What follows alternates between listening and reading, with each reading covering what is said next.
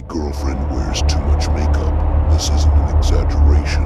She genuinely wears too much. She seems to have layers upon layers of foundation, concealer, and God knows what else just caked onto her face. But it's not only that. She puts makeup on her neck too, and her chest. It honestly seems like every part of her that isn't covered by clothing is coated with the stuff. We've been dating for almost a year now. I'm attracted to her, of course, otherwise I wouldn't have asked her out. However, this issue has really put a significant amount of strain on our relationship. She refuses to do any activity that could potentially ruin her makeup, and I don't just mean swimming or running. Getting caught in the rain, touching any part of her face, or kissing for any longer than 10 seconds is also banned. Now, I've tried to be understanding. Everyone loves a little makeup, but I think at this point, it's gone slightly too far. I've never seen her apply it from scratch either. Whenever I am with her, she just continually piles it on. There's something else too. She doesn't take it off when she goes to sleep.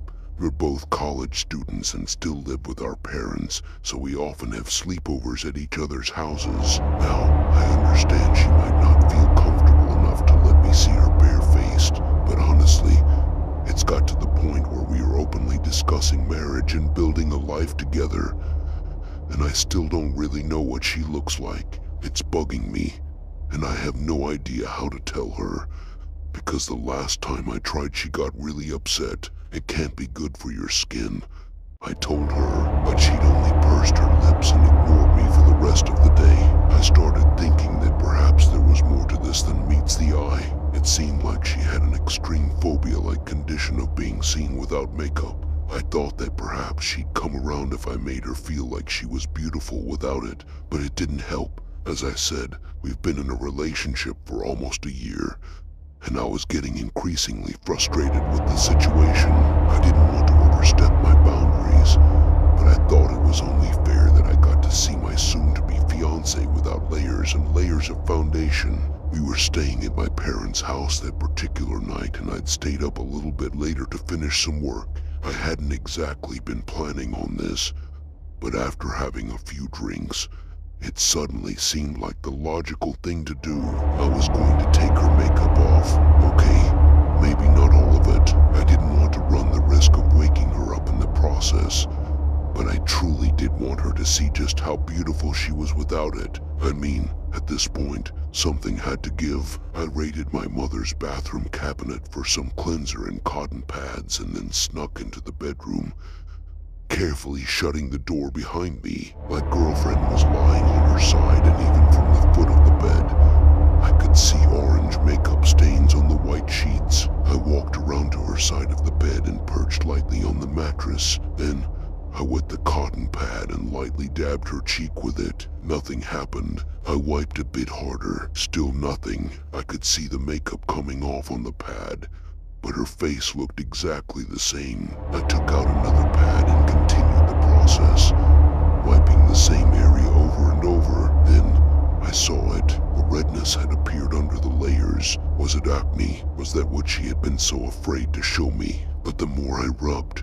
the more apparent it became that it wasn't acne at all. It was rugged, fleshy almost, and looked like under her makeup, my girlfriend didn't actually have any skin at all. I stared at it, my own skin prickling. What was that? It looked like flesh and muscle fused together, like one of those educational mannequins with their face split in half. Suddenly, my girlfriend shifted and opened her eyes. I could see panic in them before she even had a chance to speak. "Tom, what are you doing?" She sat up, scanning her surroundings. I could see her gaze sweep over the cleanser and cotton pads.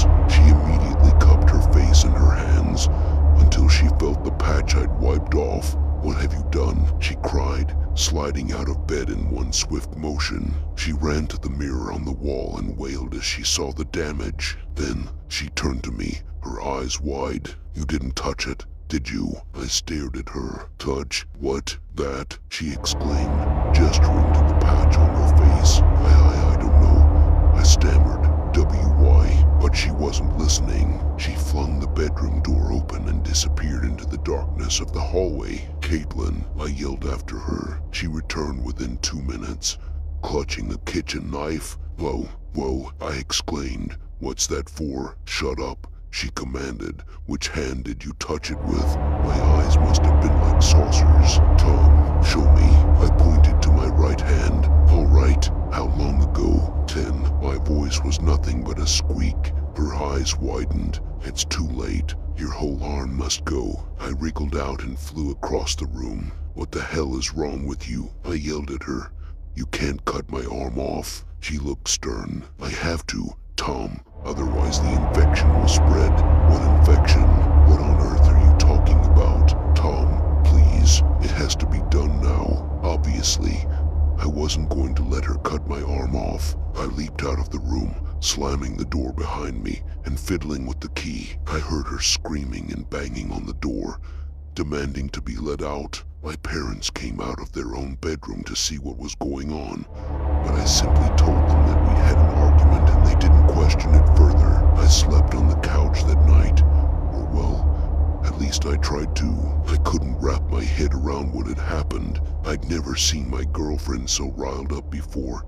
She would have cut my arm off without hesitation. I could still hear her bawling upstairs. Only about an hour later did she finally quieten down and go to bed. In the morning, I went upstairs to my bedroom to let her out. I wasn't sure what to expect, so I armed myself with a knife of my own just in case she decided to pounce and decapitate me as soon as I opened the door. But that didn't happen. In fact, my girlfriend was sitting on the edge of the bed, facing the wall. She didn't even look up as I walked in, but I could see she'd reapplied her makeup on the side of her face. Caitlin, nothing.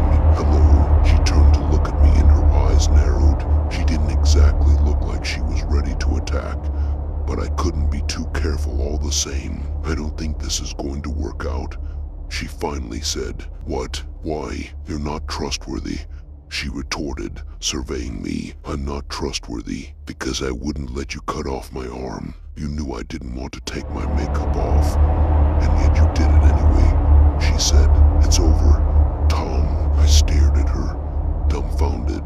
I only wanted what's best for us. I didn't know about your problem. She smiled sheepishly. Yeah, well, looks like it's your problem now too, she said, getting up to leave. Oh, and Tom, you'll need this. She thrust a bottle into my hands. It's the one I use, she said, shutting the door behind her. Oh, I flipped the bottle in my hands. It was foundation. What was I meant to do with this? Keep it as a fond memory. I chucked it into the bin in my room and made my way downstairs for breakfast. I'd heard my parents clattering the plates in the kitchen as soon as I stepped into the room. However, my mother dropped one onto the floor. Oh my